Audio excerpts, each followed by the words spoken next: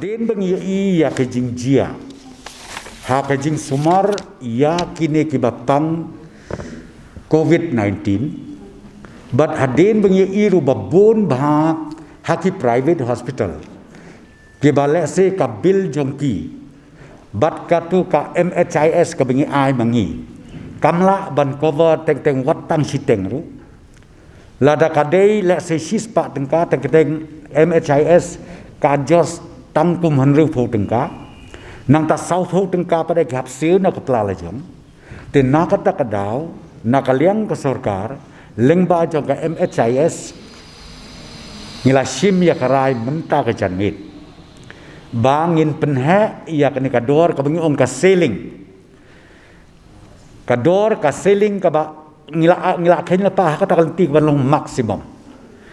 Te yakane kador ngakwa banitu ngibu haki santeli ki kategori.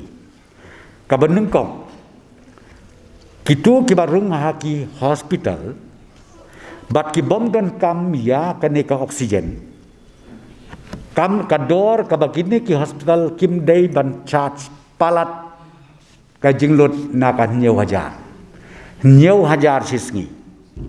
Kabaar kitu ki general ward kiba don kam yo ka oksigen kador kam day ban palat ya ka khatwe hajar sans pa sisngi.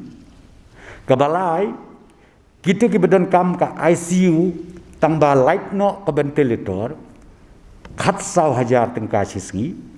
Na ta ka wepat ka ICU bat ka bom don kam ya ka invasive ventilator khat pra hajar sisngi bat ka bas khaddu ICU bat ventilator hadu arpo hajar tengka sisngi.